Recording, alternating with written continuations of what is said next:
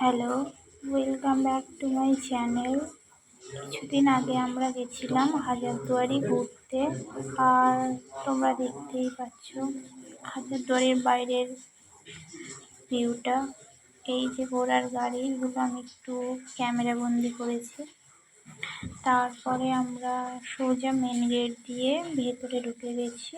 আর ভেতরে ঢুকেই তোমরা বাঁ দিকে পেয়ে যাবে টিকিট কাউন্টার। ওখান থেকে টিকিট সংগ্রহ করে তোমরা হাজারদুয়ারি প্যালেসের ভেতরটা পুরো ঘুরে দেখতে পারবে। আর তোমরা চাইলে গাইডও নিতে পারো।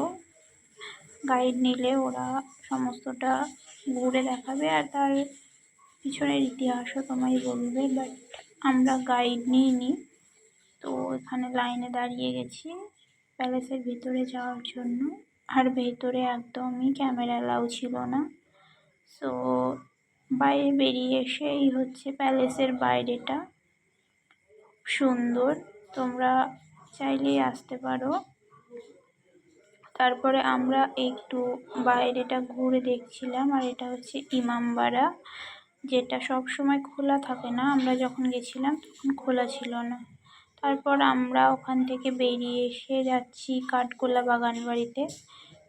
বা ওখানে যাওয়ার পথে পড়লো জগৎ শেঠের মিউজিয়াম, কিন্তু আমাদের হাতে সময় খুবই কম থাকায় আমরা জগৎ শেঠের মিউজিয়াম আর ঘুরে দেখতে পারিনি। আর আমি বলছিলাম না কাঠগোলা বাগান বাড়ির কথা, এটাই হচ্ছে সে কাঠগোলা বাগান বাড়ি। সো আমরা পৌঁছে গেছি। আর এখানে বাইরে প্রচুর খাবার দোকান, তারপর বিভিন্ন রকম দোকান রয়েছে, তোমরা এখানে কিছু কিনতে পারো, খেতে পারো। সো এটা হচ্ছে মেন গেট কাঠগোলা বাগান বাড়িতে ঢোকার। তো দেখো ঢুকেই প্রচুর সুন্দর ভিউ, চারিদিকে আম বাগান আর পুরো সবুজ। কাঠগোলা বাগান বাড়িতে আসলে হাতে অবশ্যই কিছুটা সময় নিয়ে আসবে, কেননা এখানে দেখার মতো প্রচুর কিছু রয়েছে। আর আমরা এরকম হেঁটে যাচ্ছি আর এখানে রয়েছে, এর ভিতরে তোমরা কি কি দেখতে পাবে সেগুলো সব এরকম পোস্টারের মাধ্যমে দেওয়া রয়েছে, তোমরা পজ করে দেখে নিতে পারো। সো আমরা ভেতরে ঢুকে গেছি। আর ফার্স্টেই আমরা চলে এসেছি বিভিন্ন রকম পাখি, মাছ, এই সমস্ত কিছু রয়েছে সেখানে। এখানে প্রচুর রকমের পাখি, প্রচুর রকমের মাছ সমস্তটা রয়েছে। তো অনেকদিন আগের গিয়েছিলাম যেহেতু ঘুরতে, তাই আমার এখানে পাখিগুলোর নাম মনে নেই, মাছগুলোরও কোনো নাম আমার মনে নেই। সো এখানে প্রচুর রঙিন মাছ দেখতে পাবে, খুব সুন্দর লাগছিল দেখতে। আর এটা কাকাতোয়া মনে হয়, তবে দেশীয় না, এটা অন্য রকম। প্রচুর জোরে জোরে চিৎকার করছিল, ডাকছিল আর কি। সো আরও বিভিন্ন রকমের পাখি রয়েছে, বিভিন্ন রকমের মাছ রয়েছে। এখানে আমাদের অনেকটা সময় লাগবে পুরোটা ঘুরে দেখার জন্য। আর এই যে এরকম প্রচুর রকমের মাছ রয়েছে। সো আর এটা এই ঝর্ণার এই জায়গাটা খুবই সুন্দর। এখানে দাঁড়িয়ে তোমরা বিভিন্ন রকমের ফটো ভিডিও করতে পারো। এই জায়গাটা প্রচুর সুন্দর। সো এখানে আসলে তোমাদের অনেকটা সময় এমনিতেই চলে যাবে। এই জায়গাটা ভীষণই সুন্দর, এতটাই সুন্দর। তারপরে দেখো আমরা টাইম ওয়েস্ট না করে চলে গেছিলাম দেখতে সুড়ঙ্গ পথ।